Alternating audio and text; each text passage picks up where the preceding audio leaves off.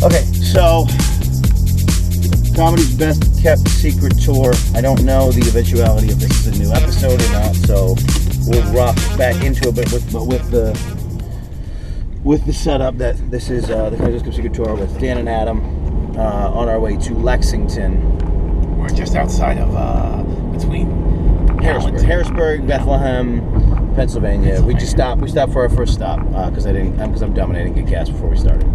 So we were talking about prisons and whatnot, but then you were talking about your kids and how you might view prison differently because you have kids. Yeah, well, let's approach that. The last thing I said was you were talking about whether or not you think it's cool to say, well, I want your kid to go to prison, but I don't want my kid to go to prison. And I was kind of saying, that's a different situation. No, I was saying that if you believe in prisons, then you should believe in imprisoning your own child. Right. On some level. Yeah, no, I would agree with that. I mean, I think there is. Otherwise, you're a hypocrite. And I think maybe we're all hypocrites too. Well, we're certainly all hypocrites. I mean, we all want survival of the fittest is definitely hypocrite. Right, and civilization made us shitty. Yeah. So if we were just in a cave and all we had to do was eat for that day, I think we're better people.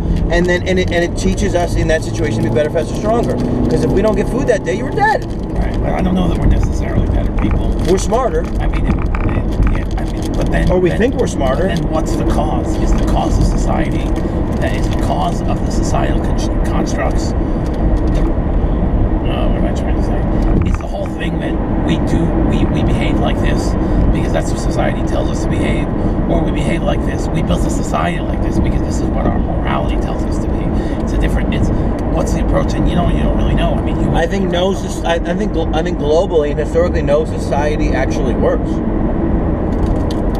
And we don't have enough information on this one because we think we figured it out, but I don't think we did. How can we figure it out if we're running out of water? I just got closer. We've also killed a bunch of things. We've made it so that things that were on this planet no longer exist. Now, nature does that too, but we're not nature. We're us, and we did that. Yeah, but you know what's interesting? Have you heard about this thing with the woolly mammoth?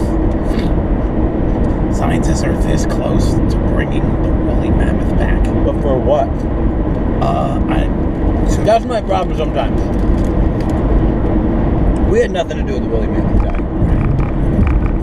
Yeah, you're right. So why should he come back?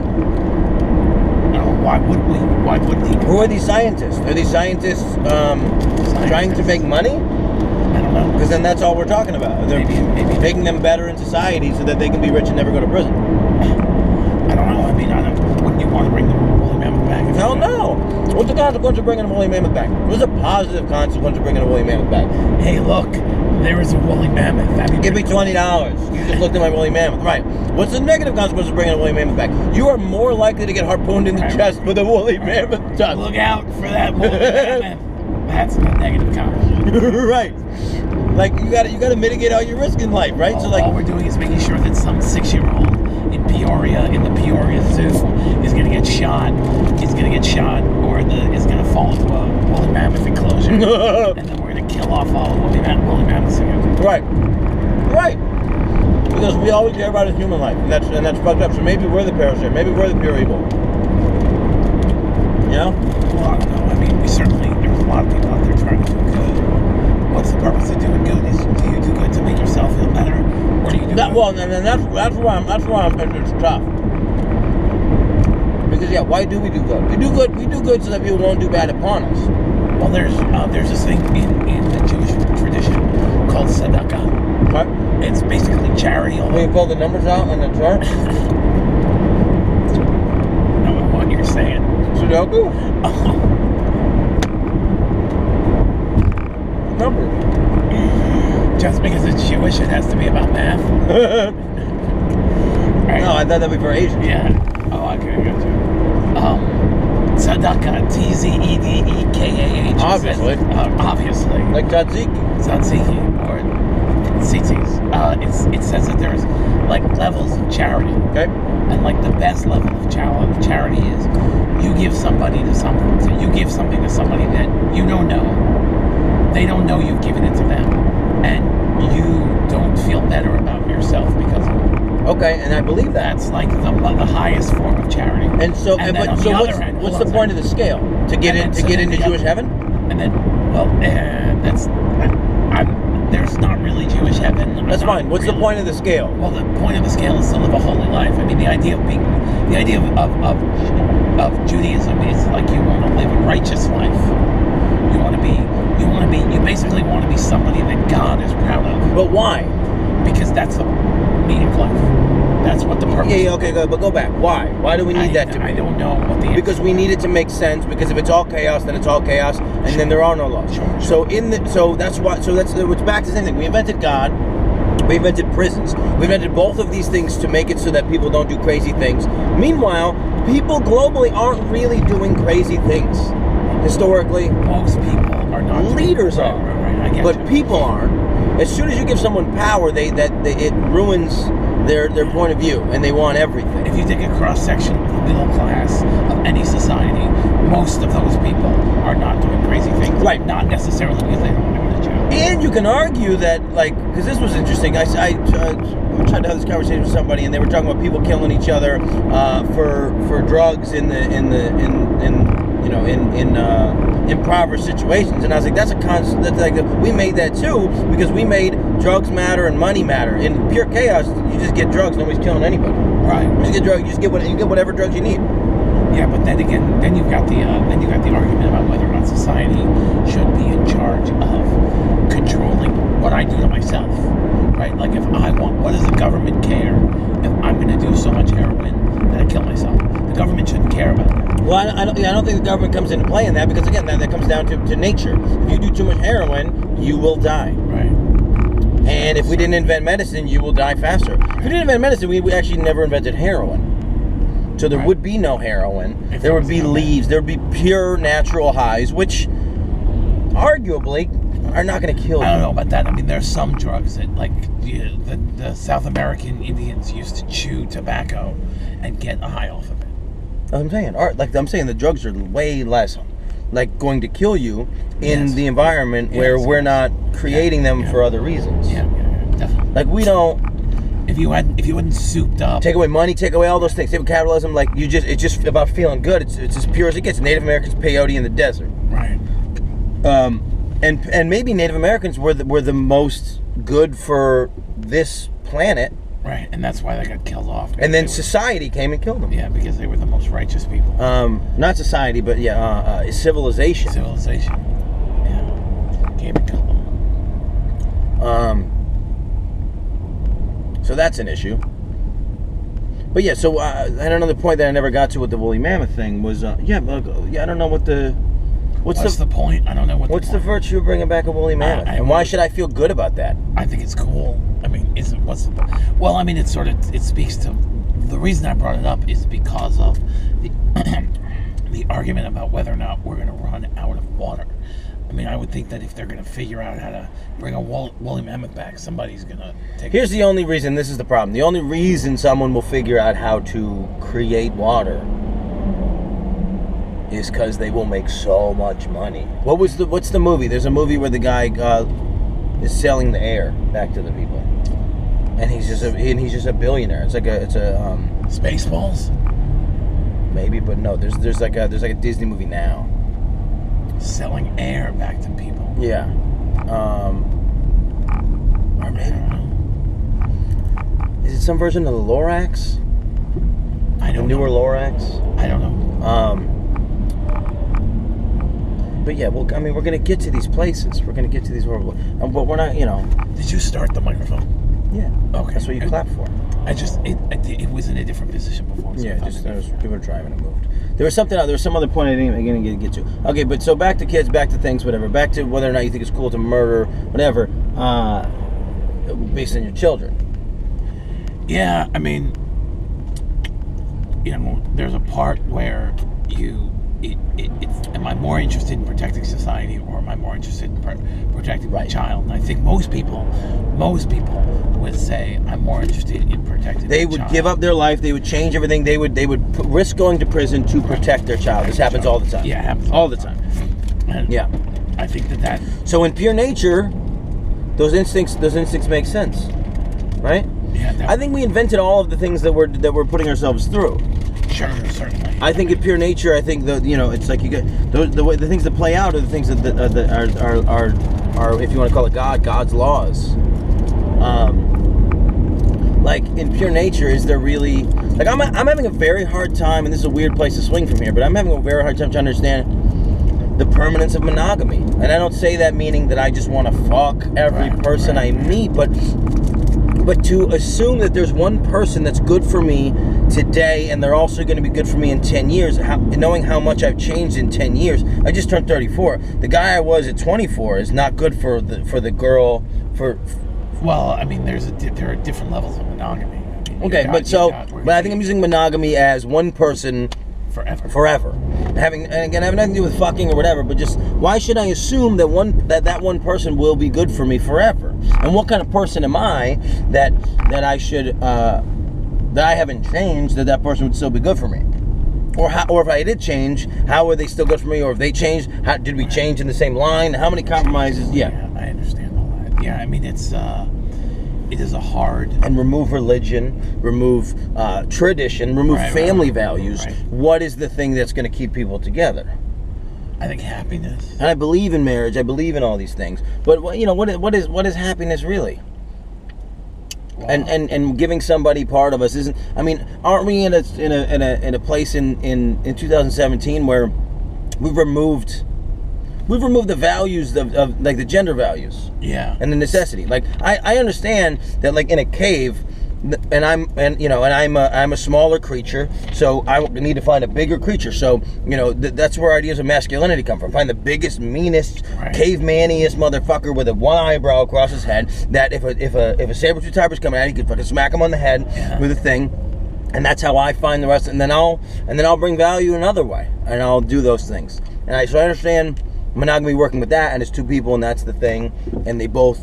But in today's society, where in theory everybody can be completely independent, and I can do all the things. Right. I can raise a kid by myself. I can have a job by myself. I can do the things, and especially now, and this is and I don't want to take anything away from women, but now that we're in the intersect where everything needs to be equality and this, and it's like in gender roles, women can do everything men can do. Great, Beyonce, I love you.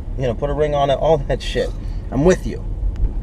But that woman is more likely, and I've met these women, are more likely to say, I don't need a man to raise a child. I don't need a man to do the things that I need to do, and that's not how they want to set the relationship, which I'm totally for. Yeah, but there's something to be said for, there's something to be said for the security of knowing that you've got somebody to be with, you've got somebody to commiserate with, you've got somebody to enjoy things with, you've got somebody to go through things with. There's something to be said for the companionship that comes with that sort of level of monogamy for the rest of my life. But we made that up. You made that very personal. But we made that up. Didn't we?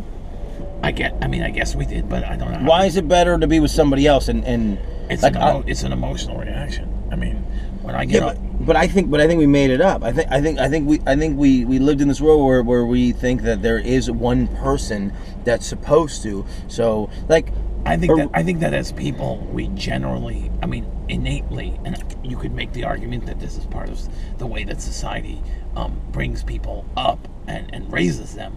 But I think that as people, where there's a need not to feel alone, not to feel like, well, I'm going through this myself, or I don't have anyone to share this with. Right. I won Make Me Laugh Festival. First thing I did was call my wife because I wanted to enjoy that with somebody else. Right. It's a great Jerry Maguire moment.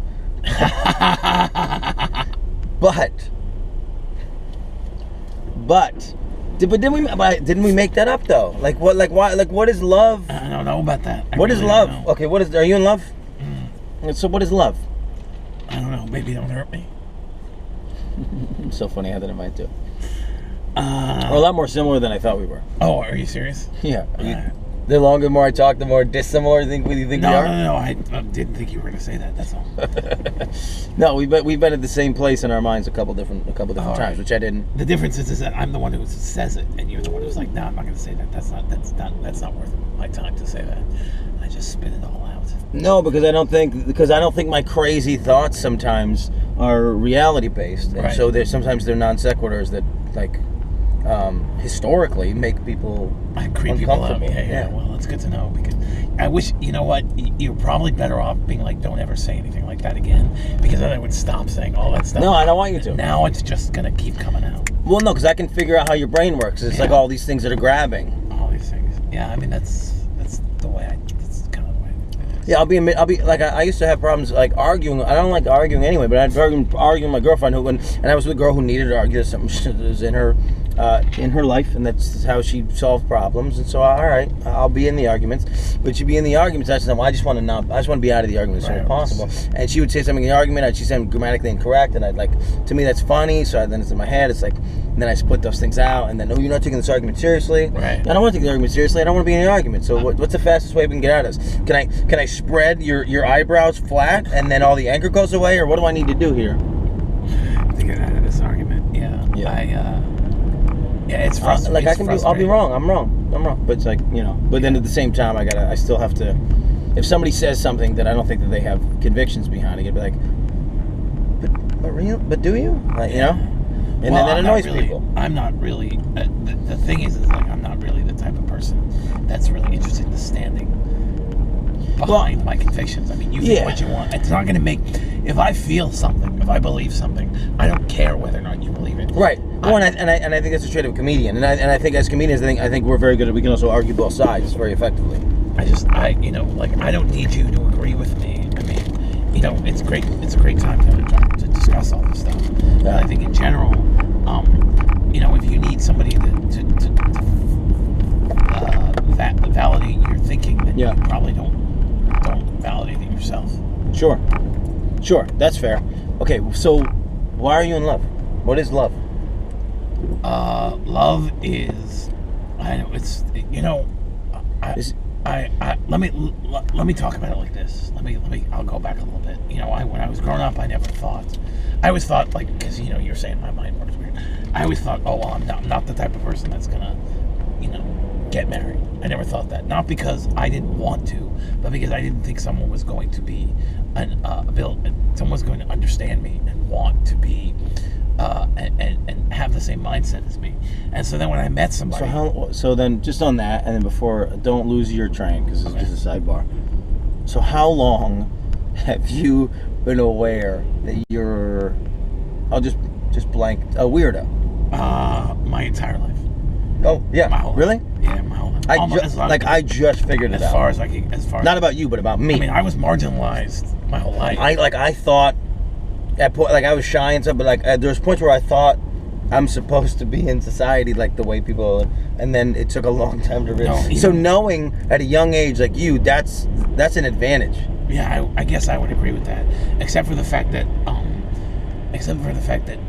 part of my I guess coming of age and is that I thought that wasn't the way I was supposed to be, and I tried to force myself to not. Yeah, at some point we'd go that route. Okay, but so then you have more pressure to, or maybe you're more apt to jump into a thing, because like everybody else basically thinks that they literally are deserving, whether they believe in fate or God or any of these things. They think they are deserving to have a person that will cherish them. Right.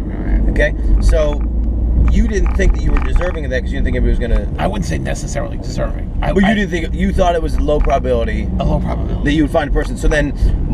Because there's a difference between saying I'm not good enough. So then I could argue that you, in finding that, even on a micro level... Right. Will gravitate towards the emotion of that because now it's not something... If I think that that there's somebody that's my mirror image out there and that I'm supposed to find them, then if I'm with a girl and like she has webbed feet, I'm like, that's obviously not her, and I can convince myself that there's another non-webbed foot bitch out there that I should be with. And people are doing this now. Like, it's not good enough. Like, nothing's good enough. Nothing's ever good enough. And we know because of Tinder that there are hundreds of other people that are out there. Thousands. Right. That might be right for us. So we should keep searching. Are you like out of your mind? There's giant signs that have arrows on them. Clearly I'm merging. Maybe the guy just... I gave him the opportunity to move up. I was going slow. Gave him the opportunity to move up. Just nothing. But maybe he hit the horn by accident. No. All right. Really? How many times you hit the horn by accident when driving straight on a highway? Does that happen to you a lot? I do a lot of crazy stuff when I'm driving. Okay. He didn't hit the noise. Okay, so why is that love? Oh, that's love. Well, love is, this is hokey, right? Love is wanting another person to is caring more for another person, or caring as much for another person as you care for yourself.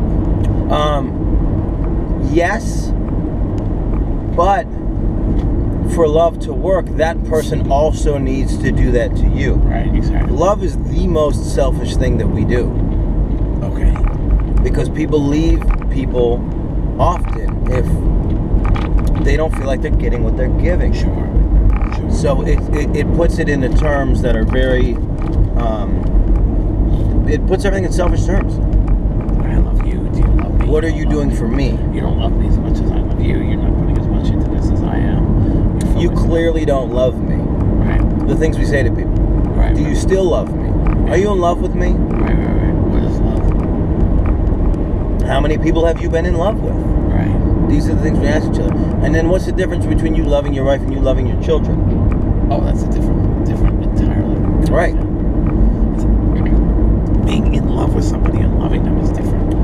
Right. Because I think loving your children is nature. Right. And I think love, finding a perfect partner is a construct of society. Yeah, probably. I mean, well, that's, then there's, but then again, you've got animals that pair off for life.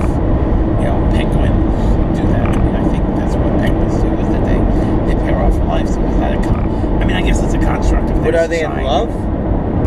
I don't know. You think penguins are in love? I don't know.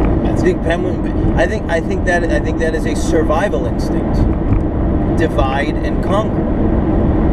There are roles. You do this, this, and this, and I'll do this. And like they say that penguins made for life, but there are instances in penguin world where like one of the penguins gets sick. Like one of the penguins is going to get sick. One of the penguins is not going to hold up its end. It dies. Like that other penguin doesn't fucking just wait around and die. Yeah, no, it finds another penguin and then mates for life. And so it's not life. Like and again, I think that's a thing that we do to tell ourselves that this is okay in nature. I don't think it is.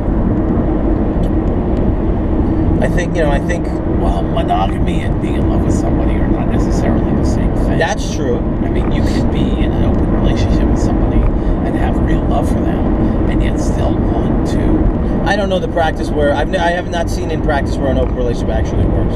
I think open relationships are I think every relationship has the level of selfishness and there are the give and take in there, because there are functional relationships where the guy makes millions of dollars, does whatever he wants as long as he brings the money home to his partner, and he gets to, because of money for some reason, we've made it societally acceptable that he's a philanderer. And he can have multiple women and side women and all these things, and that's a real life model that some people live. Hollywood, things like this. Yeah. As long as there's money, and you don't ask me if I'm doing the same thing, and it's fine. So it's like, what is monogamy? What are open relationships? Like, it's somebody taking advantage of something. It's getting in their head as much as they're giving.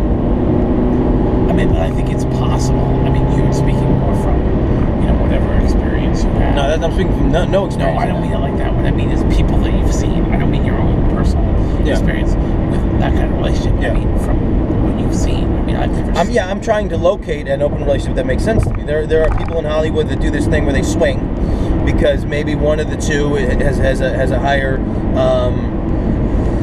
Hollywood hierarchy or value, and so like they basically become the alpha of the relationship, and so then they find a common ground, like, okay, well, so now all of a sudden the girl is into girls and they fuck girls together, so that mitigates the risk of the woman that he's married to losing her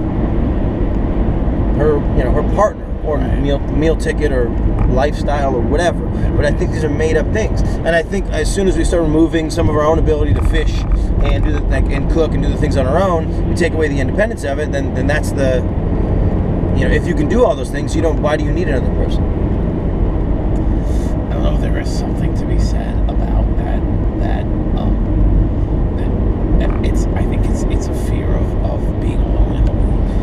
There. Okay. Right. So we're trying to mitigate a fear. I don't know. Maybe fear is, but there is value. There is certainly.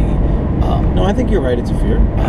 Yeah, but fear makes it seem negative, and that's fear. It is negative. It is negative to be worried. That sounds like love is a negative reaction. That's not what I mean. I just think you're trying to take the stink off it. But I think you're getting to a point that might be universally true or naturally true.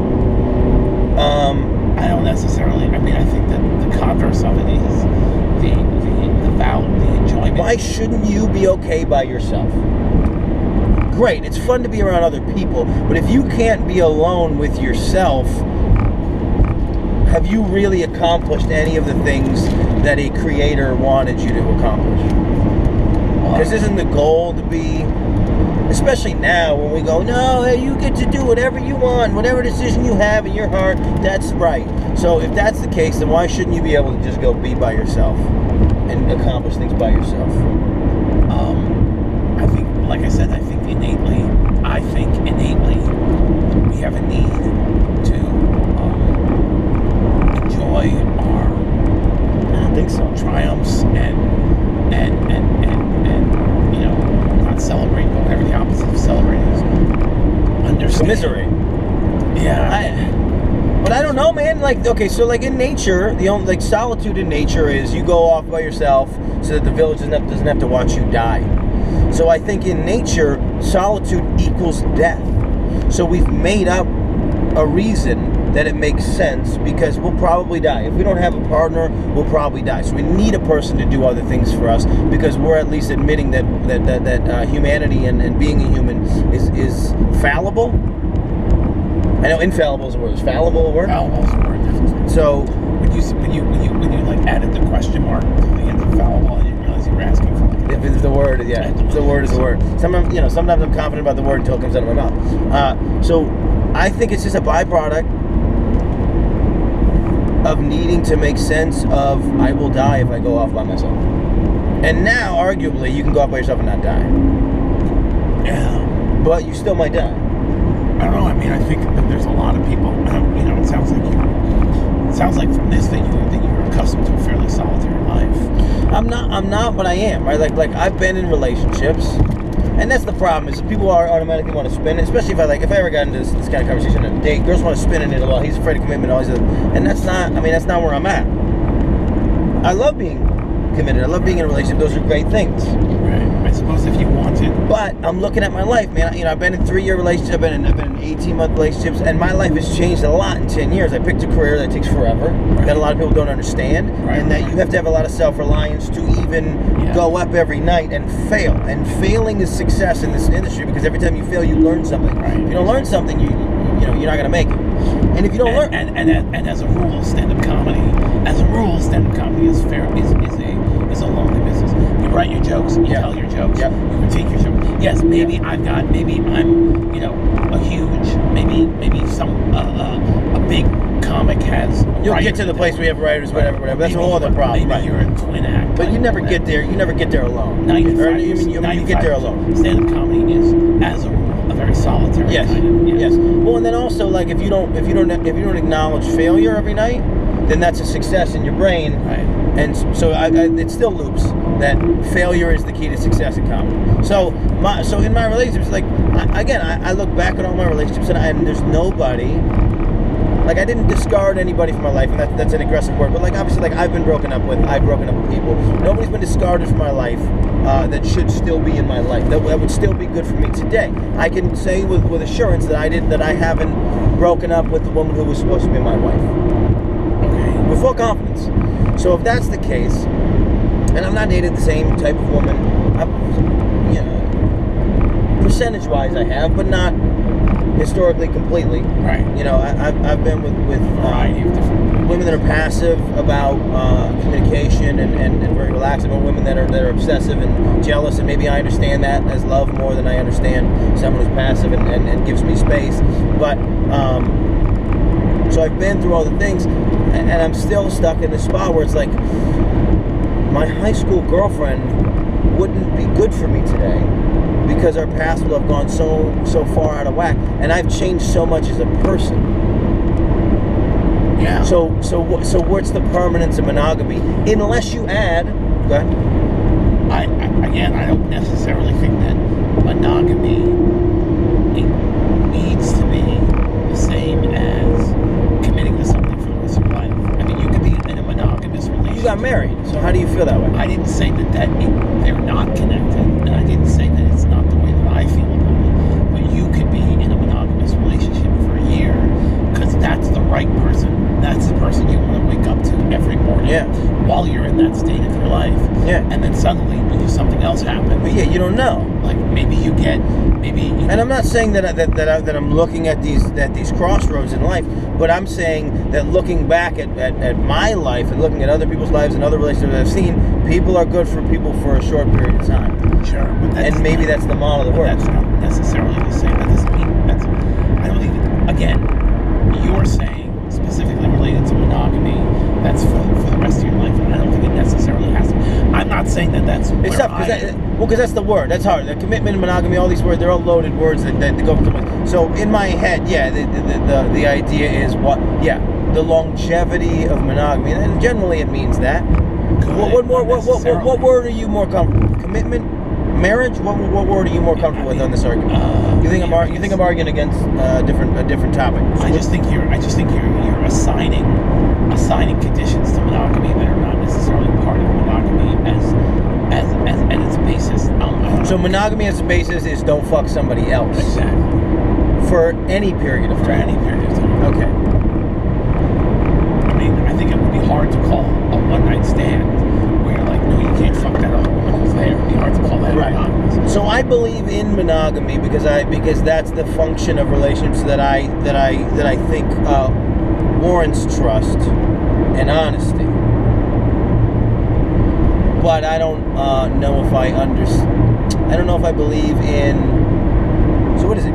Commitment? I mean, I don't know. You've never been in a place where you can't. Because I've been monogamous, I've been committed, I've been all these things. You've never been in a place where you can't think of living a day of your life without this other person. No, I have. I've been there. But then it changed. But then 2 years later, I didn't, or they didn't. Yeah. So I don't know. I can't find the permanence. Well, I mean, what's permanence? You know, I mean, like marriage. Right. No, I get that. Is permanence, especially historically. We've removed all the value. We've removed all the reasons We've removed all the reasons to stay together. Now, God, tradition. I was saying this before we hit the traffic. God, tradition. Like people truly believe it's veal. In the little huts. Oh, nice. People. That's not nice. Oh, I didn't get what you meant. Sorry. People truly believe. Sorry. But we don't know. This veal might have killed people, so they deserve to be in their little huts. Maybe they were initially caged up in a larger enclosure, and they were killing those are the guys that they're in solitary. They're in solitary, and now we have to eat them as punishment for the cow communities. So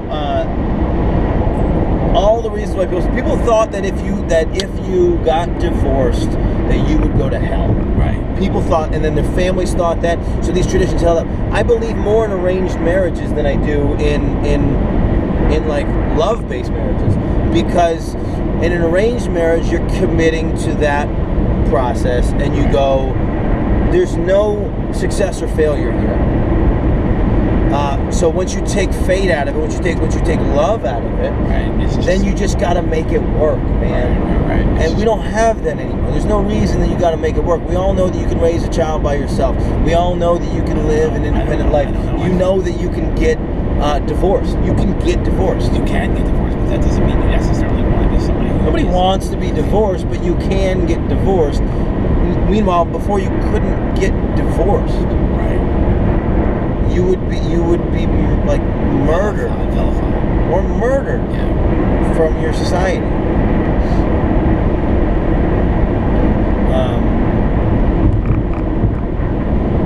And it is interesting because society and civilization, it's always been about, like, some crimes have always been about other people's perceptions of you and how it makes other people feel.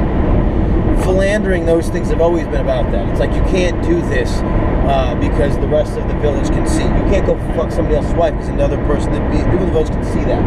And that's all it was ever about. Yeah, I can see that you're a bad person. Whose goal is to hurt people. But are you hurting anybody?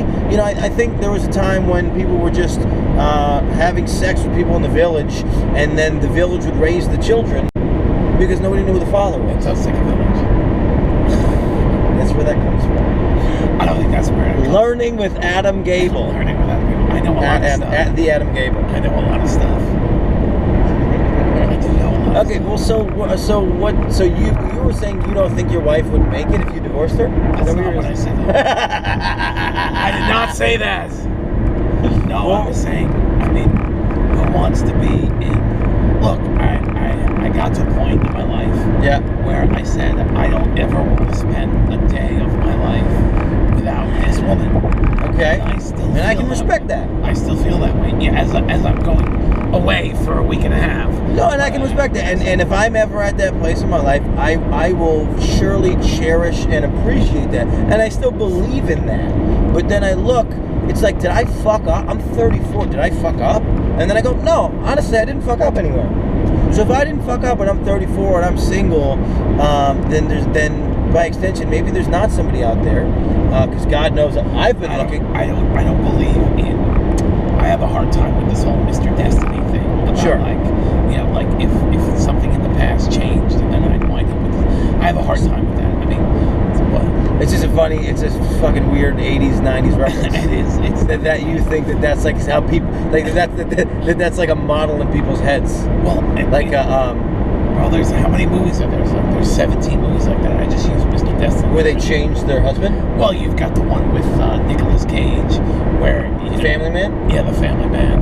Well, I mean, how many movies are there where something changes, you go back in time, and you realize? No, but the point of those, okay, right. The point of those movies is that it's always going to work out the same way, no matter what you do. I don't ascribe to the idea. Like the way that I met my wife was incredibly serendipitous. But the fact that you believe in that, how can you say I don't believe in fate, and then you can say 1 second that you believe in serendipity, which are the same word? All right, well then I'm using serendipity improperly. What I mean to say is it was a fluke. That's what I mean. It was a fluke. That's what all of it is. We've convinced ourselves that these are flukes that have a value beyond what their value is. I didn't say that. I'm correcting myself. I don't. Isn't a fluke an act of fate? Which, by the way, serendipity. That's another one of those movies. It's a good movie. Isn't a fluke an act of fate? No, I don't think so. What? Because I think a fluke is just like, this is the way things accidentally happen, but you're giving them value, which means what I'm trying to say is that it could have very easily gone a different way, and I don't know what the right word is to use. I think you're just not willing to admit that you believe in fate. I don't believe because if it could have gone another way, then there's a reason why it did, and that reason was predetermined. Somehow, I really don't think so. Predetermined. I really think that there are things that just happen the way that they happen, and I don't want to go. I mean, I'll go back to I don't want to keep talking about the festival, but that to me is a perfect example. The way all of the dots connected for the comedy festival. The comedy festival that you won. That I won. All of the dots connected for that moment in my life could have very easily gone a completely different way. I mean, look at the way that you picked the order. You dropped the names on the table. Yeah. And you go, all right, this is what it is. Very fair, by the way. It is extremely fair. I happen to wind up exactly where I needed to be, so that I could win that festival. You could have very easily, somebody else could have coughed, you could have looked. So what do you call that? Number. It's just the way things are. Circumstance? Circumstance, that's a better way to explain it. Chaos? I don't think it's... Anarchy? Chaos? Not anarchy, but maybe chaos, yeah. I don't... And you made sense of the chaos? I don't know that I made sense of the chaos. I mean, you won, you're in this car. Yeah, I won, I'm in the car. Arguably, this isn't the right move for your career, but...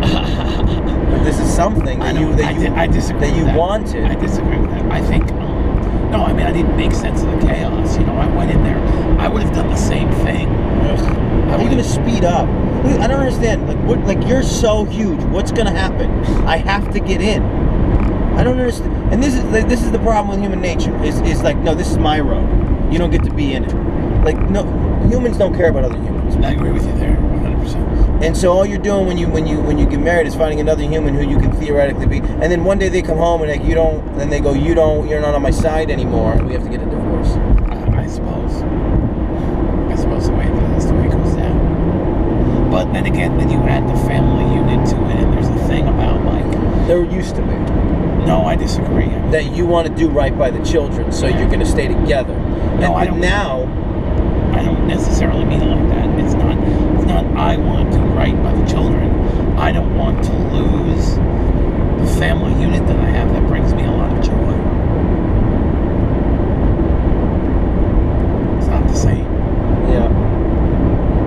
But you're going to lose it. It changes every day. I mean, eventually the kids are going to go off to school. Your kid gets older every day. Your relationship with your kid changes every day. Why end that earlier than it needs to end? Why not be in a position where every morning that I'm at home, I can wake up and see my kids eat? But there's a joy to that. But that's nature. That's nature's law. Nature's law says that you created something and now you care for it. Right. That exists in nature.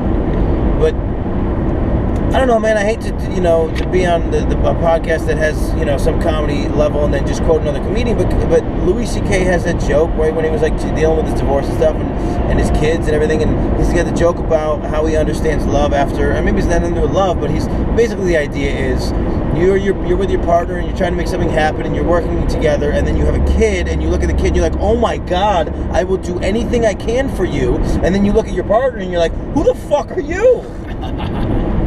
And I don't think he's wrong. I mean, I don't. It's a completely, the love.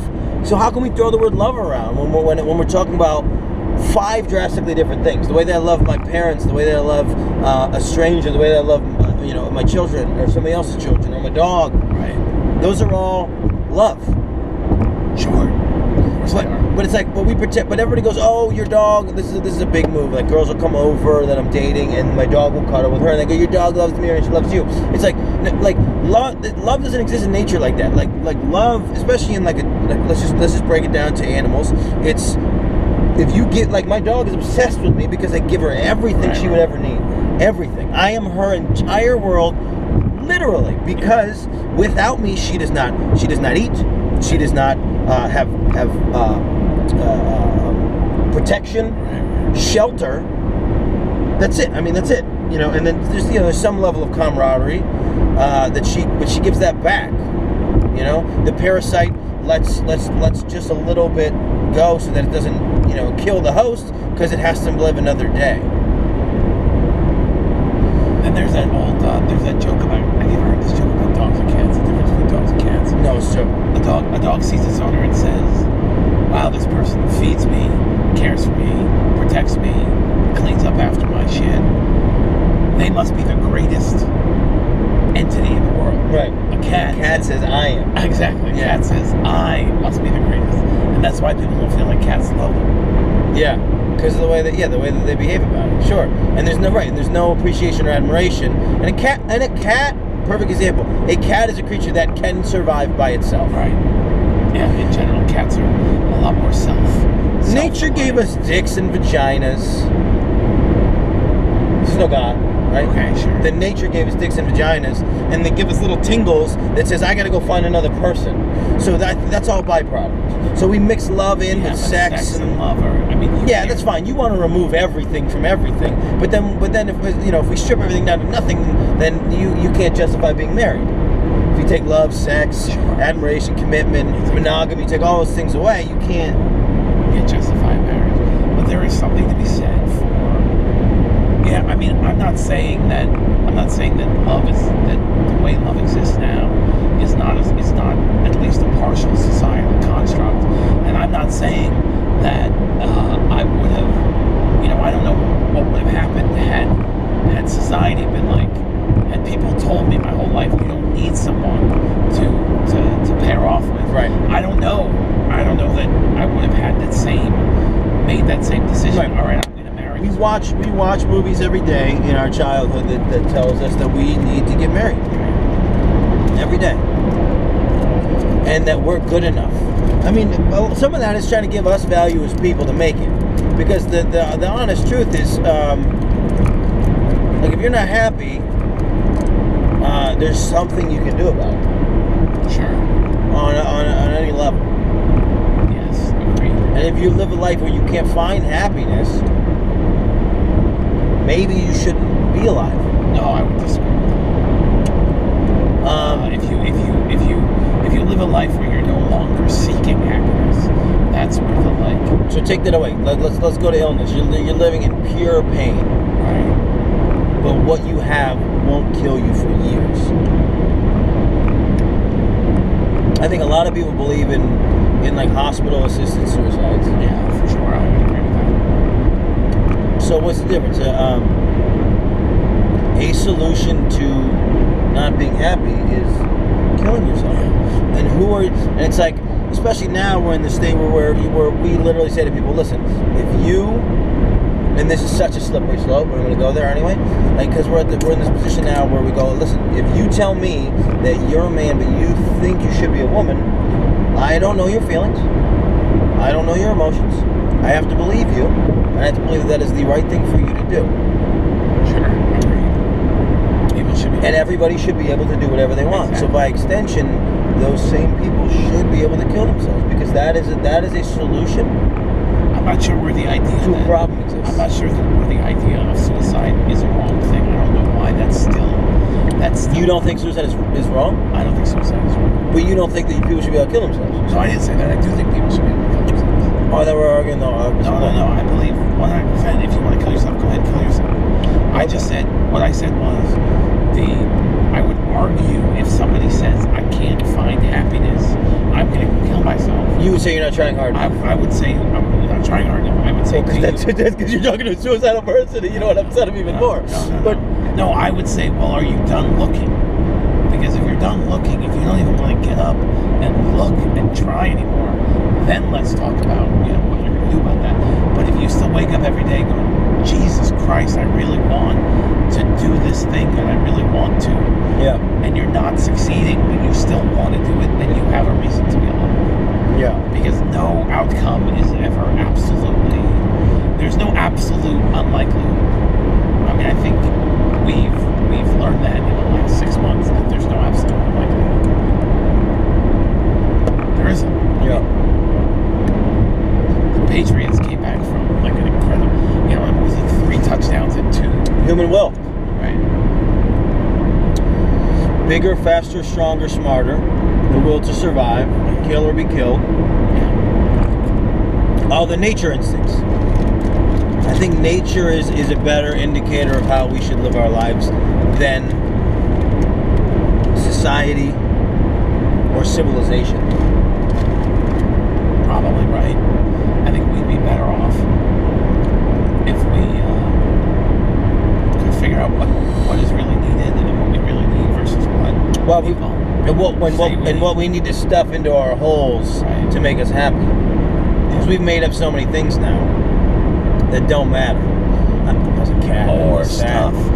It's tough too because it's like I feel like the reason why I'm living this Jewish righteous life. I'm not Jewish, but if I'm gonna, it's like I believe in some level of that. And it's like it's weird that like once the more you know about religion, the more you realize they're all trying to get to the same place. Right. Trying to get to enlightenment, trying to get to happiness in what you're involved in, and whatever it takes. Whether it means giving to people, all those things that like have some give back. And even and the problem that I have with charity is that it's actually very selfish. It makes you feel good about yourself.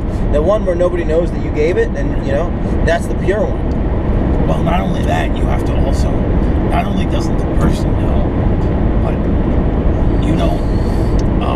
don't remember exactly how, but you don't get anything out of it. Right. You're not, it's a sacrifice, and you're not even feeling that good about yourself. Yeah. Doing it. Right. So it's tough. So again, we're all trying to get to the enlightenment. So, and this is, I feel like I've gotten there because I've figured out what characteristics of me make me happy, and they are basic comedy, basic being funny, basic being entertaining around people. And that's what I'm doing with my life. But if I look at it from like a human standpoint, like what a waste of time. Right. What a waste of time. Well, I think as comedians are incredibly selfish. I mean, there's something. We're selfish, but we also think we figured something out that other people don't have. How many people hate their jobs every day? Right, we get to do a thing that we love. Every time somebody hands me a check for doing comedy, I look at it and I go, this is too much. Right. I would do this for free. In pure nature, I would be doing this. Yeah. If I could do it, if I could survive Without getting paid, I would do it. Not even that. Every amount of money is too much. Well, let me ask you because this I question. love this. There are jobs that I've had where I'm like, you better give me this much money. Well, let me ask you this Because this sucks. And that's how a lot of people feel about their life. Let me ask you this question. What Trade if the money for their if you happiness. didn't have the feedback? What if you were just doing your whole act? And let's take out of it like whatever sort of self-doubt. The feedback's the whole thing. That's my point. So The feedback is the whole thing. So That's actually what I talked about in that article in Kentucky, was doing the web series with Andrew Schultz that we did. It was a whole different creature, because she wanted to frame the question, what do you like better? And for everybody who is a pure comedian, it's stand-up, because you immediately know if you are doing the thing. Right. And the thing that you're looking for, you're getting it. Exactly. Back and back and back. And we've convinced ourselves that we're doing a selfless thing because we're making them happy. But that has got nothing to do with them. It's us, man. Of course it's Everything we do is a selfish thing. Making children is become a selfish thing. I want to make a green-eyed me. That's one of my main motivations to have a job. I want to make a little me that I can hang out with. That's green eyes. Why green eyes? I just think my life would be a lot easier if I had green eyes. I just look at people in Hollywood and think they have green eyes. You have green eyes? Yeah. But put green eyes on me though. Sure. All right, so go out and get contacts. No, I don't want to lie about having green eyes. I'm saying I want to create a pure me with green eyes. Again, it was selfishness. Because people aren't aggressively adopting people. People aren't trying to make another one of them. Right. That they will only care for because it is them. I don't know. I mean, It's all about immortality. I know people who. I know a family, specifically one family. Yeah. Where the oldest child is adopted. They thought they had no chance of. Yeah, that happens. And then the oldest child is adopted. And But you also just tarnished it. They adopted because they thought they couldn't have a kid. Now they have a kid. And they love their real kid more than they love their adopted kid. It's not true. Is it? Absolutely. That is not true at all. You're just saying that because this might go on the internet. I'm not saying it at all. I'm saying it because I know for a fact that is not true. You can't know for a fact. You're right. I can't know for a fact.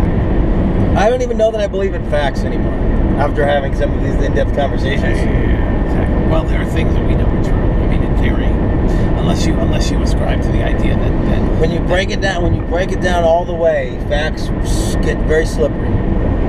Yeah, well, I mean, is it a fact that I came to your house in Hoboken this morning? Yes. Those are not facts. Those are things that happened. Oh, I see what you mean. Like, those are instances of. All right, I see what you mean. Those are events. Right. Those are history. Those are facts.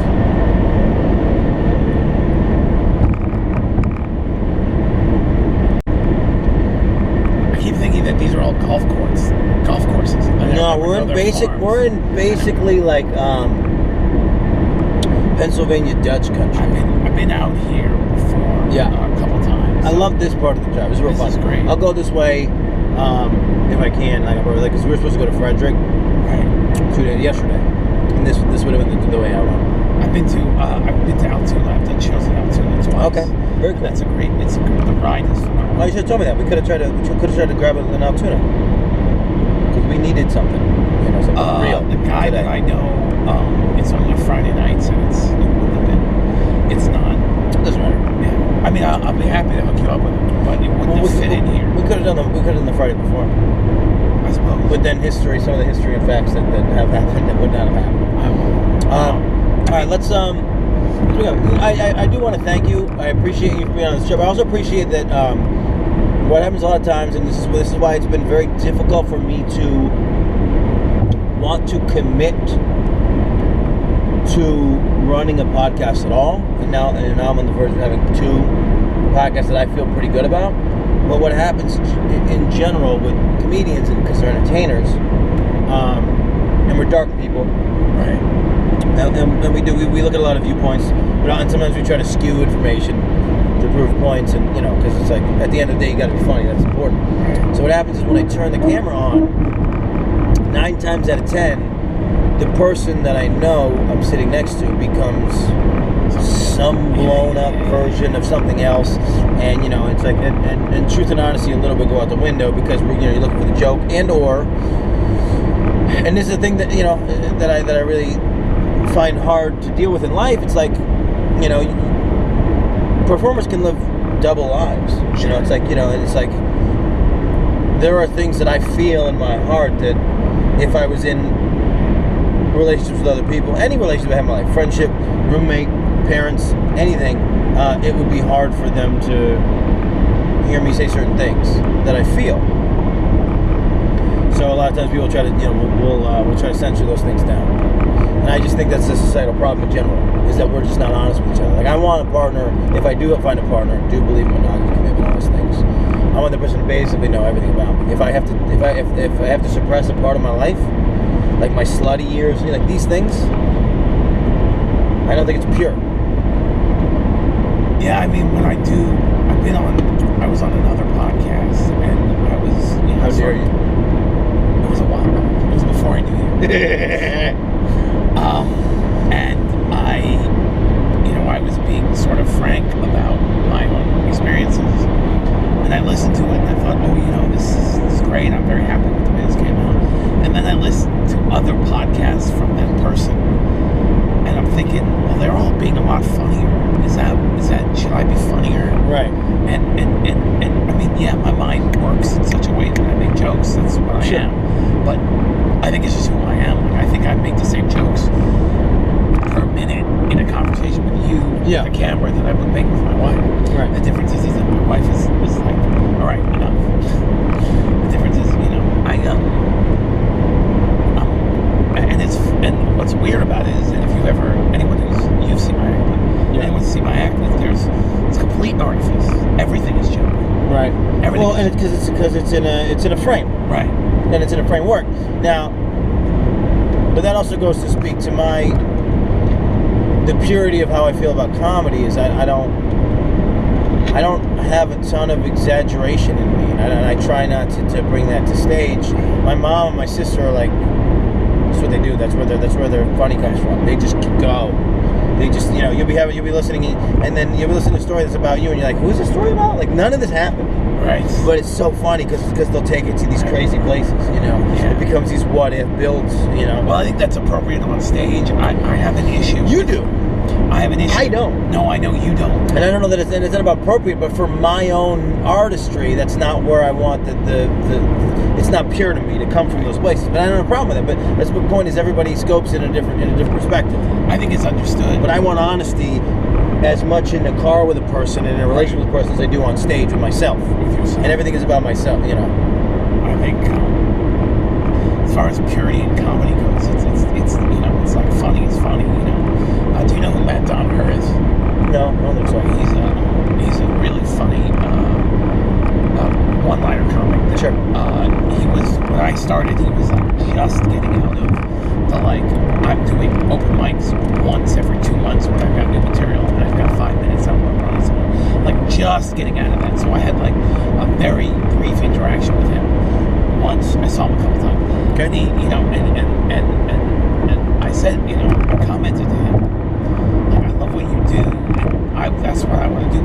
People are always telling me that you have to be true. You have to be, you have to tell the truth. It has to be real. And he said to me, you don't have to be true. You just have to be truthful, right? Sure. And even if the thing that you're saying happened to you, didn't happen, whether it didn't happen to you or didn't happen at all, if you're presenting your realistic perspective on it, and this is the thing. So I went to school for advertising. This is the thing. So one of the keenest person we had, and everybody in the class, just knew she was going to be a success. Her name was Gretchen, and her ads were out of bounds. I mean, she would hit these things, and she was funny. I mean, she's great. It was before I even knew that I wanted to be a comedian or anything, and I loved this girl. She was great. And her, it was like little. So her big perspective was, it's all about little nuggets of universal truth. Exactly, I agree. And that's what you're looking for. I agree. And that's what makes it true. Right. It's got. But some people on stage, the funny is like literally like what happened. This is what happened with me and my dad, and this is what he said, and that doesn't necessarily. Well, yeah, I mean, I have one joke, aside from the fact that I do have a wife, and I do have 2 kids, and I am from Brooklyn, and I am Jewish, aside from those, 5 sort of universal truths about my life. Those are not universal truths. Sorry, not universal. Truths about my life as a at the Enough Universal. facts. Is it not Universal Truth? Not Universal Truth. Aside from those 5 truths about my life, Yeah. most of everything else that I say is just made up, with the exception if there is one joke that I have that. But they speak to humanity. But they speak to humanity. And then even the joke that is autobiographical. Right, exactly. The reason why it works, and I don't know the joke, I don't know what you're talking about, but the reason why it works are still universal truths and shared experiences. And that's what comedians are so good at, is picking that thing out of your brain that you didn't even know was a thing. Right, exactly. And then playing with it. And by the way, And now deconstructing it sometimes. Now that you know that, I'm curious to see if you can figure out which joke it is, because it's one. No, I mean, it's so funny that you think I'm going to watch your set at any point in this. Well, trip. You're selling me as a thing, don't you want to? I know, but it's like like once I decide somebody's funny, there's a long leash. All right, that's good. This is going to make you uncomfortable. I'm going to do this. There's a long leash after I decide that somebody's funny on what they're allowed to do, and it's not my job. It's not really my job to. People are getting funnier every day. So if I decide that you're funny, or it's like from that point on, you got carte blanche to do pretty much whatever. All right. Well, until I see something crazy and I got to go, hey, listen, isn't the job of a comedian to be funny? Right. Exactly. If we have that conversation, then then we're in a different place. I naturally, I assumed that there was going to be like a nugget of. No, I'm just kidding. I'll watch your set. It sounds like it'll be pretty easy to pick out. I don't know. Okay. Well, and then to speak to that as well, I think one of the jobs of a comedian is not, and it's not about saying the truths of like what happened sequentially in the planet, because arguably those don't matter. But there's a difference between, wouldn't it be funnier if you switch this one detail to another detail? Yes. There's a difference between that, and I think all comedians. But some of the funny also comes from how much you feel about that thing. Right. There are guys that can be saying things that you wholly don't believe to be true, but they do. And they really do. And that's why it's funny, and that's why it's great, and that's why you'll listen, because there's a passion to it. So wherever the passion comes from, and you're speaking to something, like you obviously can't just be fraudulent and say things that 100% aren't true on stage. Like if they're missing things like universal truths and shared experiences, right? And how someone else, you can go up, like arguably you go up and tell stories about other people and what they did, and still find the linking factors and make that be fun. No, I agree with you. I had a joke about straight jackets. Okay. And the premise of the joke was that straight jackets have Velcro on them, and how I thought that was a little ridiculous, because if I want to restrain a madman, I want a little bit more security than a third grader has on their shoes. Great. Right. And I thought it was funny, and there was more to it about like deconstructing. Right. There was a whole other part about it. And it never really worked. And I said to somebody, why did it work? And they go, well, they don't have, straight jackets don't have Velcro on them. I go, yes, they do. And this person was like, no, they don't. So people don't know that. And whether or not it's an actual fact, it's not a universal truth. It's not known by the audience, and that's why the joke didn't work. Right. And then that's actually the way I try to describe comedy to outsiders sometimes, and I'll use a Louis C.K. Example is, so as a comedian, like I know that power line is all an ad, and then Louis C.K. is an ad. I know that power line as a comedian. I know that power line is fun. Okay, but it's out of context. Okay. So now I have to create the context. Like that's how most of the jokes come, right? It's like you know that it's funny that Velcro's on a thing. Right. But you don't know how to make everybody else know that it's funny. And the reason why you don't know is because you haven't gone enough steps backwards. So we have to get better, because the keener our comedic minds get, the more like way further down the line shit gets funny, and we need to back it up for a normal user, because they don't have a comedy brain. So I burst into laughter 40 times a day. Yeah. 40 times a day at just situations. But I can't just. But if you just repeat what happened to somebody, they just go, I don't understand what you're like. Well, I don't know why it's funny. So as comedians, our job is to build the structure to hold up the laugh. And yeah, so in that case, if you can't convince the crowd that Velcro's in a straitjacket, you can never there's no context for it to be funny. But I think one of the best examples I have, and it's funny because we just kind of touched on some of this, is Louis C.K. has a joke about how some laws are good. The law against murdering people is the only thing that stops people from murdering people. Without that law, everybody would murder some people. Right. Murders would murder people, and then so you wouldn't even trust a guy who didn't murder people. You'd be like, "Fuck that guy! I don't trust him. He's never murdered anybody. What a goody two shoes! I'm gonna fucking kill him." What's he doing to me? That's not murder. What is he gonna steal from me? Yeah, I got you. Well, who does he think he is? I mean, it was the cop paradigm back when Serpico was in there. He was a clean cop, and they were like, we have to kill him because we're all dirty, so he's the bad guy. Yeah. But that's kind of the joke. So you wouldn't even trust a guy who didn't kill anybody because you're just out there killing people. There's no consequence to killing people. You just kill people. And then he says it would mostly just be parents murdering their children, and then he stomps out a child on stage, acts it out, and he's like, I told you can't have that, and he's like, it would be a new problem. There'd be murdered children's bodies everywhere, and the new problem would be that like you would have to come up with a way, like there'd be rules of like if you murder your child in the mall, you have to dispose of your child's body in the murder child bags. Now he needs to be. You can't just walk on stage and be like, don't you want to kill your kids? But that's what he thinks is funny. So he's got to backtrack and get the crowd to admit that they would murder somebody. Because when he does that, you go, you know what? I would fucking kill Jillian from work. That bitch is horrible. If there was no consequence, I would absolutely kill her. Or most people were like, I would kill my wife, I would kill my mom, because we kill the people we love for some reason. That's society. Or, well, I guess that's nature. So you gotta understand that it's like, I don't know, Seinfeld said something in an interview somewhere where he was talking about jokes. And like some of your favorites forever, some are with you for just a period of time, some you chase forever and never catch. And there are those jokes that there's a thing in your head that you know is funny. And it's so funny to you. Yeah. And you're not wrong. You're very not wrong. So I get very affected by traffic. That was a strange one. It's like he knew. No, it wasn't. Like he only cares about himself. Right. So he just shoved his fucking vehicle because it's big enough and he knows it'll work in there.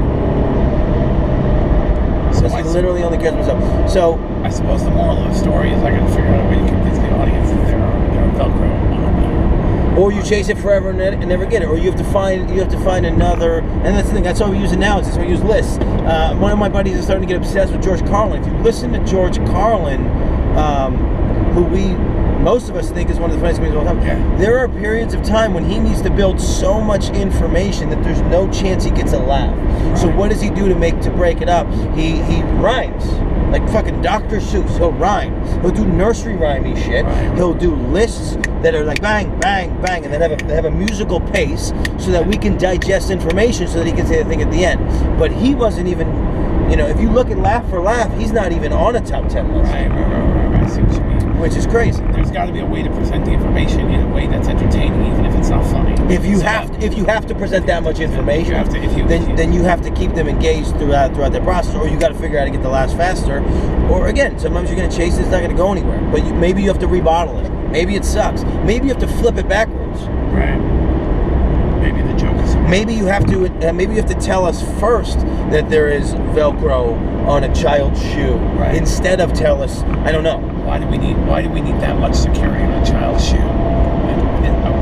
Something about like relating it to a madman, a straitjacket. But here's the thing: if you present information correctly to an audience, now they know that thing. Right. All you have to do is so you're presenting it in a way that makes them have to understand that Velcro's on there, as opposed to being like, that one of the main things holding people in a straitjacket is Velcro. Right. The same thing that's on a child's shoe. That's so it's like all those whatever. It's like I'm not arguing the joke is funny or not funny, but it's like if you know it's funny in your comedy heart, right, and you're not delusional about what's funny, then there could be a way to present it to Well, I'm also the type of comedian where I go to a lot of weird places, and sometimes I just have to accept the fact that the audience is not willing to go to that weird place with me. You're going there too fast. It's not that you're going to weird places. It's that you're not taking the time to indulge that moment. Right, to get the audience to get following. Because, again, when I spoke to Andrew, who's going to be on the tour later on, about prisons and God and nature's law, we ended up talking about the 11 dimensions and time travel. So, that conversation's not going to go there with most people, but that's in his brain. He wants to go. He wants to because he wants to be he literally wants to be the first comedian to travel through time. No, to perform on Mars. Like, he wants to perform intergalactically, and he doesn't care. Is that intergalactically? No, because it's not intergalactic. Same galaxy. Yes. So, interplanetary. Sure. He wants to be the first one to perform in space, and then logically knows that the place will be first is Mars, and he thinks it's in our lifetime. I've heard that. It could be. There's 9 guys working on it, right? And there's 4 that are pretty good at stuff. One of them though can't land a goddamn. He can't land the plane. How'd you like to be that guy working on the Mars thing? Everybody else working on Mars knows there's no shot. Joey Fier thinks he's getting to Mars with the rest of us. We're not going. We'll go to Mars, Joey, but you're not coming. Oh, why would he not come? Because he's the guy who's not very good at it. Okay. I guess I need to back up. Sure. All right, that's a good analogy, right? It's an analogy. But it put a lot of my understanding of how some of this stuff has to work. Because you can't just blurt stuff out sometimes, and it's like, and we have trouble with that. It's like, you just want to yell the thing out like a crazy person. You do. You just want to say it, man. But I'm also the type. I pride myself, but I generally have a lot of short jokes, so I don't have as far as I can go. Well, you know what's also true? What's also true is that sometimes bottling it down to the purest moment is what the joke needs too. Right, yeah. Me and Andrew have this joke about how because he started in a lot of, like, I don't know what to call them anymore. That doesn't sound racist. Hood rooms, urban rooms, black rooms. Just that kind of environment, and those are little communities where people enjoy comedy on a different level. Ethnic people as a large scale are they're just more fun than white people. They really know how to have fun. There's no uptightness. There's no, like, they're not worried about stuff, like, because that's like they can take the pure enjoyment. So we just have this joke about how, like, these BET comics, white or black or Spanish or whatever, just that environment causes you to get into a joke so fast. Right. Like, literally, so the one that we always use as the example is gas be damn near $4 in the joke. Everything else you say after that is funny. You're already in the joke. Women be trifling in the joke. You're not doing this fucking, when, like, your girlfriend. No, I don't know. I don't have that. You just go, men are garbage. Boom, in the joke. In the joke, yeah. That's why I want to be like, there be Velcro on straitjackets. I'm in the joke. That's what I want. But that's not the stripped down. That's not the most compelling piece. The most compelling piece of the Velcro thing is comparison. Yeah. No, is that Velcro is the most secure. Like, Velcro be mad secure, son. That's the piece. Right. This is how secure it is. We put it on our children, and we put a crazy person in a jacket. Well, that's true. That's reversing the joke, because my perspective on it was that it's not secure. But maybe there you go. Maybe it's why it's so secure. Why do we? It is secure. It is the most secure, because we don't want our dumb kids to have to trip on their shoelaces because they're too dumb to learn how to tie their fucking shoes. So we put Velcro on them because we don't want to have to think about their dumb ass. It's a different joke, though. My joke, because in the second half of it, and I hate to, like, interrupt your. No, it's my rant. Your rant. No, it was going to get to a hard place because I was going to get to the fact that we put handicapped people in Velcro, but I just called everybody in Velcro dumb. So it's like it was going to get to a rough spot. The whole second half of it is about how it's not really a security measure. If anything, it's more of an alarm system. Like, if if you had that's Velcro, you had Velcro, and this is where the whole thing went. You have Velcro on your wallet. It's not really protecting somebody from taking your wallet, but it is. As soon as they've taken it, I know they've got it. Yeah. Because I can hear, shit, that dude just took my wallet. Yeah. That's where it. Well, not till he opens it. What's that? But not till he opens it. Right. Well, but again, I didn't do the entire premise. Yeah. I don't want you to just tell jokes to me in this car, but It's been a couple months since I did the joke. I don't remember exactly what to say. so that that goes to your work ethic. But that joke. you don't rest even of know my act you right don't now. have your own joke memorized. I mean, I can do the rest of my act right now. It's that joke which I Let's like. do that. We only have 7 more hours to just do these. Let's find out actually how much time you have. It'll be a new podcast. Are we doing this now? It'll be a new podcast of you just doing your jokes in the car. And the podcast is called Adam Gabel Does His Joke. And then we sell it as a comedy special. 11 minutes of comedy and 3 minutes of head-on collision. I think 11 minutes is a little bit of an overstatement. If you don't have 11 minutes, this is going to be a long fucking So, yeah. Seriously though, you got a joke. You had a joke that you were working on 6 months ago, and you put it away right off the spot. You can do the whole thing right now. Well, I'm not in a joke context, but on stage I could for sure. Well, again, I'm talking about here.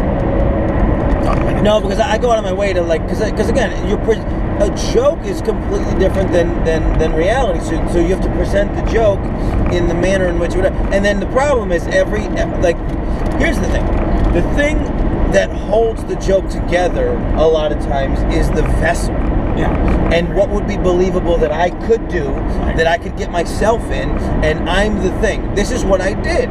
There's that moment where what's his name goes to, the guy who plays George, Jason Alexander goes to Larry David, and he's like, this is not something a person would do. Right. And Larry David goes, I know what you're talking about. This happened to me, and it's exactly what I did. And then that's when Jason Alexander really understood the character. It was like, I just have to be Larry, and I'm good to go. And I've unlocked this thing. So the perspective is the whole thing. And so, you're the one who's in charge of that.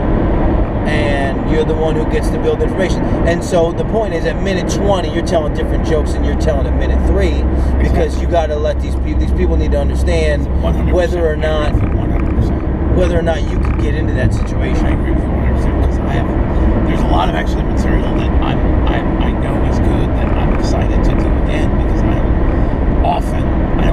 have a lot of material, but a lot of stuff I have to do at the end of my set. Yeah.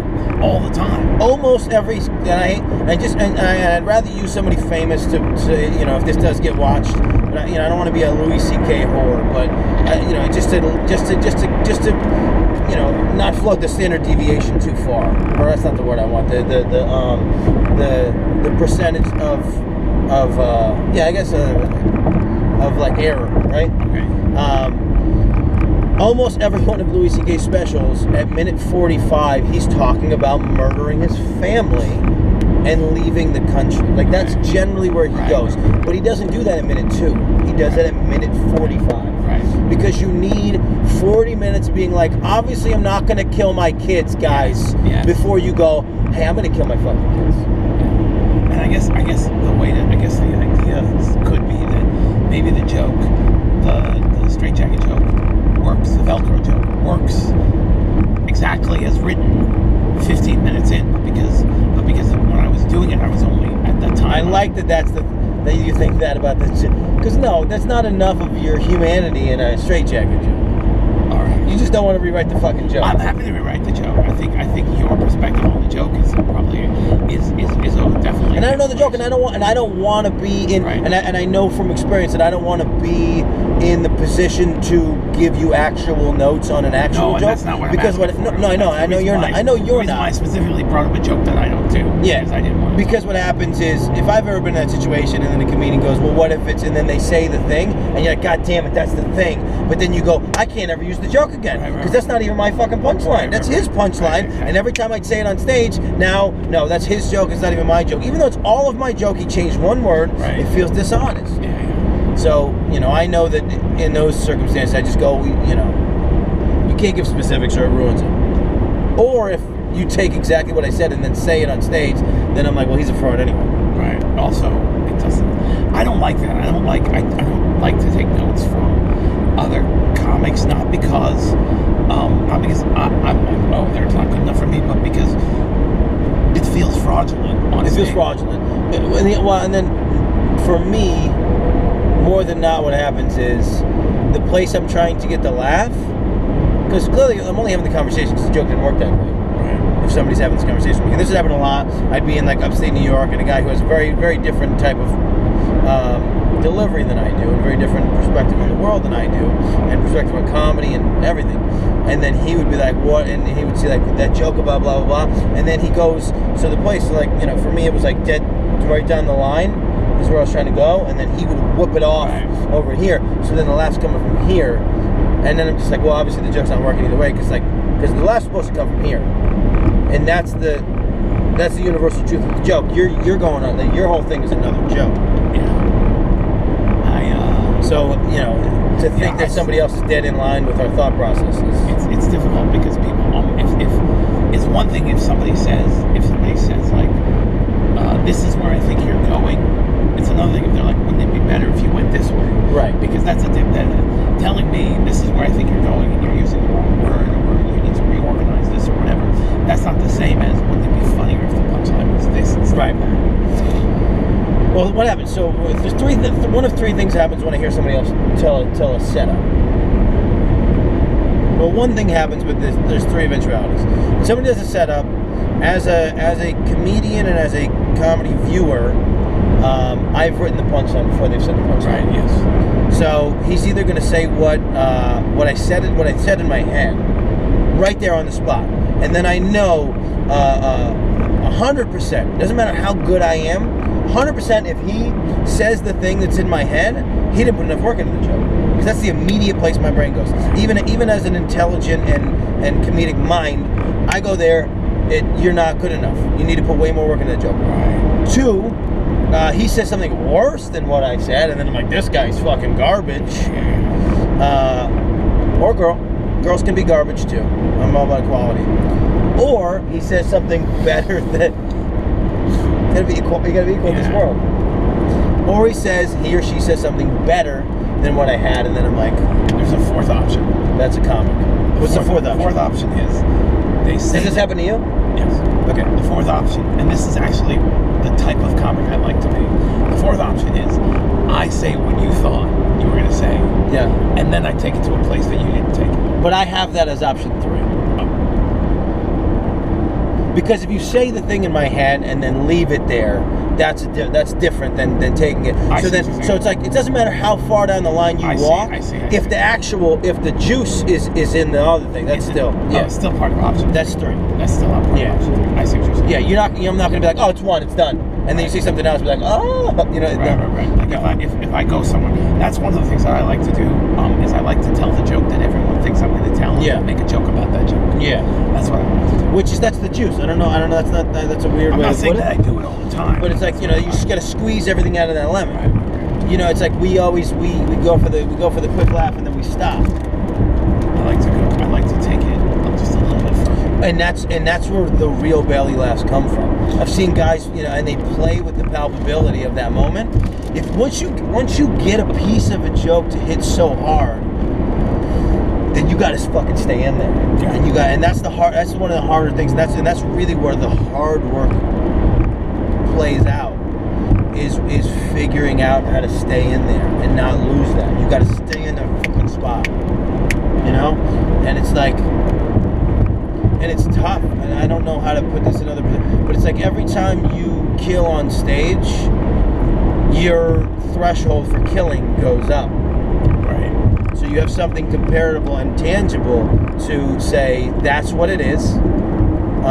Let's do that or better. Right, every time. Don't do worse than that. And it's like, and if you have, and I'm in a position now where there's a portion of my act that kills so much harder than another portion of my act. So I need to work those muscles out or get rid of them. I need to do something so that it matches up. I saw you drop it. I see you get uncomfortable. Did you drop the only thing that could melt? Is that what you did? No, it's a peanut. It's right here. It's fine. If you don't, just don't drop the melty part. I got it all. So, those. So it's like, figuring out how to squeeze all the extra juice out of those little things is really where you get to a spot. I was telling a comic. Can I ask you that? Yeah, of course. You're telling a comic what? I was telling a comic that I think that I like the model where. Now, by the way, is that what happens to you when you watch a setup? Are you doing what I'm doing? Are you writing the guy's joke? Yeah, all the time. Okay. It annoys me. So I'm not crazy. No, I think that's what we do as comedians. I mean, part of what it is like, and frankly, there has to have been a time in your life when you heard somebody else's setup and you came up with a better punchline. I think think the setup is generic enough that it's like, well, it's bitches be tripping, right? Well, honestly, I think gas be damn near $4. So, but I think what I did first was write the same joke as a guy with an hour special on TV. As he's saying the setup, I say the punchline. That's the punchline. Now, initially, as a non-comedian, I'm like, yeah. But then, as a comedian, you go, no, that's not good. No, that's disappointing. Yeah, I want right. And so that's watching. If I'm paying, whatever, $7.99 a month for Netflix, I don't want to hear the same jokes that I was going to come up with. But then that's how I understand art in the world. Is you look at a painting. And if that guy didn't push the barriers of the medium or of the movement, then that doesn't belong in a museum. You need to be shaking up the art form. What I was saying is that I like, the formula is sort of big laugh, then small laugh on the tag. That's sort of the formula. Well, what if you could go big laugh? That's what bigger laugh. That's what I like to do. Oh, you're saying most people are go big laugh, small fizzle out. And I think the reason why that is because quit. Because they quit. No, I'll tell you that's not what it is. It's because I think a lot of taglines. I hate this shit. I hate analyzing other comics who are doing it for 15 years, whatever. I love it. I think a lot of tags, a lot of joke tags, are just rephrasing the punchline. It's like, I know you said that already. You're saying the same thing again. Yes. And I'm just laughing at it because it was funny. And there are punchlines that are these are the best terms. The guy who won in St. Louis had infected the crowd with his vessel, who he was as a person. He's a one-liner kind of guy. Right. And huge spaces, and the spaces create this energy that I've never seen. Right. And one night in one room, just like you said, just your serendipity, the circumstances of whatever. In that room that night, he couldn't have been beaten. Right. I mean, I'd never seen anything like it. He was getting huge belly laughs on his setups. Yeah. So at some point, you need to be your setups need to be so crisp and so clean. Because what a setup is supposed to do is supposed to guide the listener to a certain direction, so that you can fucking knock the pin down. You need to meet him, but you need to send him some direction so that you can shake it up, right? Where did laughs come from? Resonance. You're saying something that's undeniably true, that's universal truth, or misdirection, which is also fine. Right. Misdirection is, I think those are the mechanisms. I think, because dirty shit is a lot of times just misdirection. Yeah. And shock value, which I think falls into misdirection. Sure. So, you want to connect it so at the point, the most impactful point is where you want to intersect that person. Once you've sent them off in this rocket ship, you want the laugh to explode. So if you're getting laughs on your setups, and I think Dave Chappelle's a guy who can do that too, where his setups are so funny that whatever the next thing he says is gonna fucking be out of bounds. I agree. It's comedy on another level. That is a great place to be. I think, to me, you just want the laugh to keep getting bigger and bigger and bigger. Right. If you're and it gets bigger because does it because you've now boxed it into a context that is plausible, believable, and or already funny. It's almost not worth it to do the tag that's not as funny as the punchline. Right. Unless you're going to go somewhere else. Right. That's even funnier. Right. Yeah, I agree. The thing that I find really funny right now that I'm going to try to figure out on this tour is this idea that if we just change. Okay, so the way we see, and I haven't figured out what it is, but the way we view relationships is very weird because the things that we think are gross when young people do them, Yeah. we find so adorable when an old person is doing them.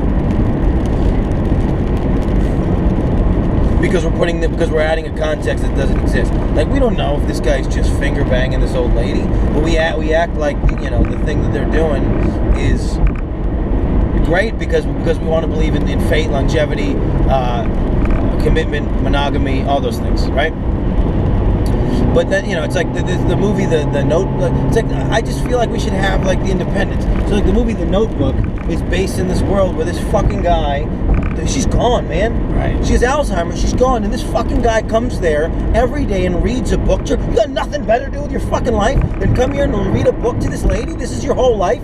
Is the love between you and her? That's beautiful, you know, in a storybook world. But what kind of life do you lead, sir? That you can't just fucking go get a bagel and just like watch the news, or like, do you not have a job? Like, what are you doing? What makes you happy? Another person? That's flawed. That's love. Yeah, that's why that movie resonates with people so much. It doesn't resonate with people. Nobody knows that kind of love. Do you think our love could make miracles? Nobody knows that love. Do you think our love could take us away together? No. Why does Titanic resonate when she leaves that fucker in the ice? Oh no, it's all about Bill Paxton. Dude, I'm so sad. I know. It's this one. I just found out. You know my favorite thing about Bill Paxton? No, I don't. Is his weird relationship with James Cameron. Yeah. He's not a good actor, but James Cameron loves him. Yeah. So he puts him in movies. All the time. Epic movies. Terminator. Aliens. Titanic. True Lies. Right. Titanic. Right. Twister. Right. I didn't realize James Cameron directed. Might not be Twister. Yeah. Might not be James Cameron. That might be like Jan de Bont or something. You know. But it might be James Cameron. I think I did the research on this, and I was betting that he was gonna have some role somewhere in Avatar. Right. Let's end here just because this is a lot of content, and I don't know that anybody cares this much to listen to us. So it's an hour and a half. It's let's call this episode 2 of the Adam and Dan Show on Comedy's Best Kept Secret Tour.